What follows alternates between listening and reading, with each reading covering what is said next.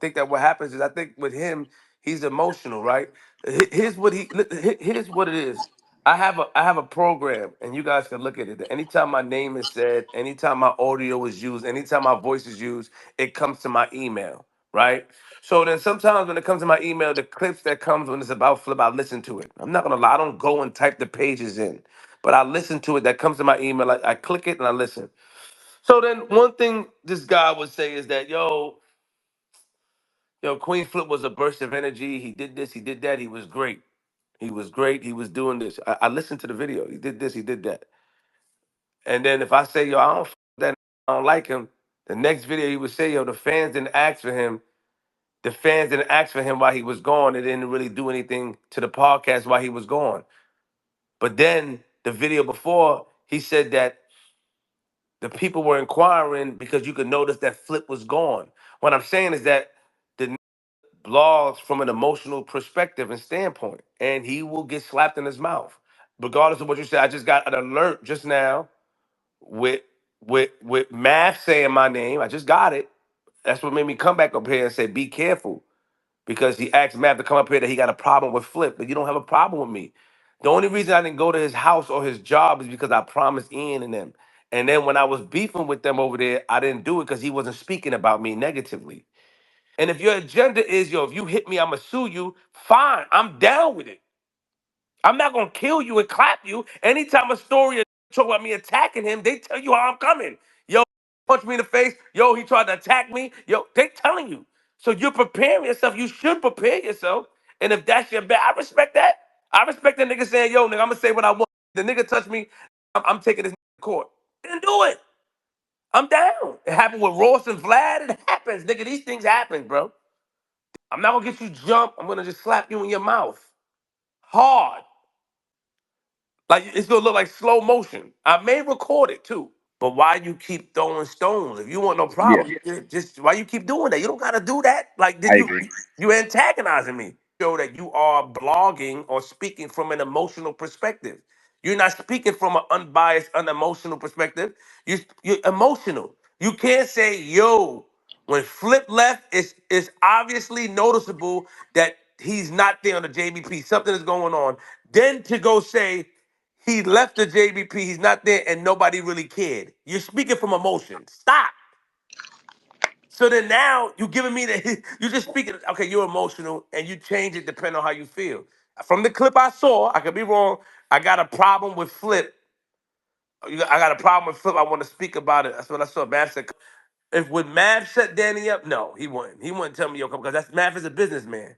He wouldn't do that. But if I happen to be around or think, because I know his days he record and I happen to be around, Just like that shit is hilarious. what I did watch is I listened to Shampoo and Danny, right? I listened to that, and then in my head I'm like, Shampoo. Danny said something because I didn't see the Danny had said something pertaining to Shampoo, like when he talks about he's gonna do this and do that. I know that he's smarter than that. Some shit he said, but I said in my head I'm like, if Shampoo just setting this up because Shampoo watched me slap mad in my studio. How should I handle a situation like that with somebody saying, "Yo, I want no problems. I don't want no smoke with you. I'm not a street. Nigga. I don't want to," but then insult me as a man. Like say, "Yo, you are all word, right? Mentally ill.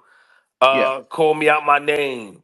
Say these things that I know that if we were in person, I will respond to differently. How am I supposed to handle that? If I wasn't all the way up, I would do the same. No, no, no, you called just I can't even say it. To call niggas squabble. One off. Yo, meet me here. Sometimes you gotta get it out. You can't say like yo, I don't want no problems. I'm gonna call the police, but you yo, I saw something that Danny said about me. He said that I was mentally ill. People like Flip. What? Then he called me a horse. I said, you're not even black. Don't call me an animal. You just saying shit. Like you just giving me any reason. Like you trying to push me, and I'm gonna give you what you're looking for. I'm not doing it. No, well, I would have went to Danny's house, but I didn't do it yet because I promised I wouldn't do it. But I would have. I don't think it puts Joe in an awkward position. How does it not? How does it put him in an awkward position? You're an employee of him, and this blogger is somebody that blogs specifically on that podcast. Okay, and he's verbally. I don't think that Joe is affected by. I mean, he may be affected because if I get in trouble, but I don't think it puts him in a position. Me, I don't think so. I don't like. I'm telling, I'm telling, and I'm gonna say this, and then I'm gonna get out of here. But I'm gonna tell you right now, a few done hit my phone, my messages, whatever, with information. I say I mean, about Danny for the simple fact, just don't like how he, just don't like how he speaks about people. So it's like, yo, like what I'm saying, no, niggas on it.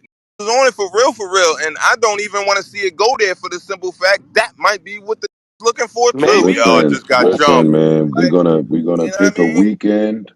We're gonna pick a weekend this summer. We like we used to do with the kickball games, but this one to be different. We'll pick a weekend. I will fully fund the Spaces squabble. Any of you that want to meet up, all will sign paperwork so that no one is sued or Yo, affected. Joe. And everybody that want to squabble, just get a 1v1 real quick. And nobody got to know what happens outside of that. It'll be clauses in the contract and it'll be cool. Everybody can just go.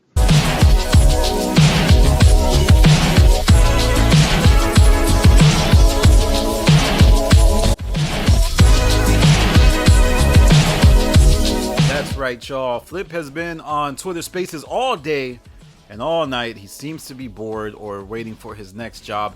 Now, we have to look at what he means by this. So, everybody knows that since Joe and Flip have been going through their little Potter's quarrel, I've been noticing that there's been visible tension. The visible tension is that Flip isn't on the show. He was gone for a little bit, about a month, and I started to break that down.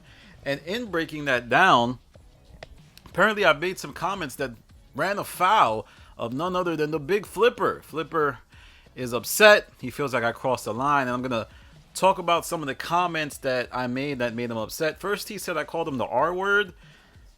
I hate when Flip does this because he always levies this like thing that I say where I have to go back and look at what I said and go through a lot of research. But I don't believe I've ever called him that. That's not how I speak. I may have said that, he has a problem with taking orders from people. I said that he's like a big tub of water. All you gotta do is hope it doesn't spill over.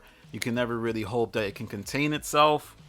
And he also said that I violated, or that Shammy set me up because I said that I don't think Flip would attack anyone just because he's beyond that. And he said that I said this during an interview. So now I got to go find the clip. We'll see. But Queenzflip is on it again, man. He's trying to find me. He's trying to murder my family from the sounds of what he was saying on those spaces. He's upset. He's hurt. He is in a bad space. I think what it is I notice every time Flip is in a precarious position with the Joe Budden Network, he seeks to go outward and attack those instead of reflecting on what's going wrong for him inward. He was just suspended from the Joe Budden podcast, and he desperately needs that job. I mean, who wouldn't need a job that probably pays real well?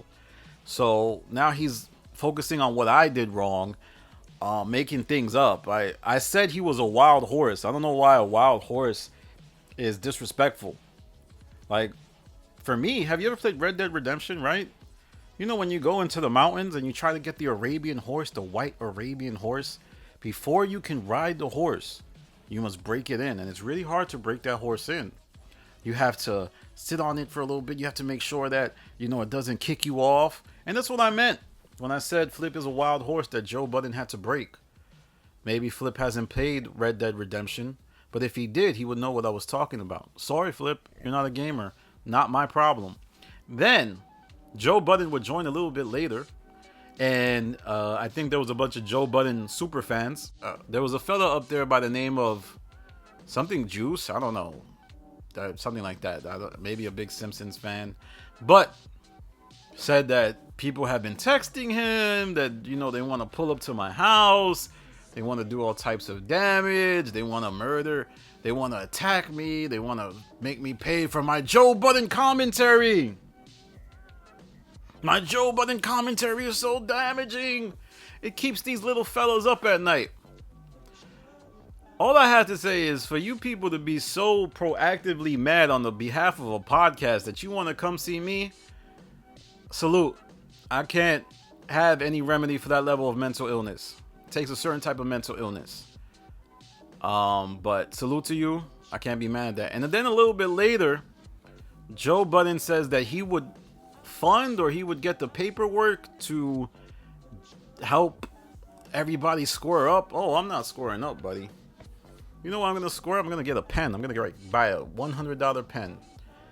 And I'm going to have it in my room. The minute something happens, I'm going to the police station.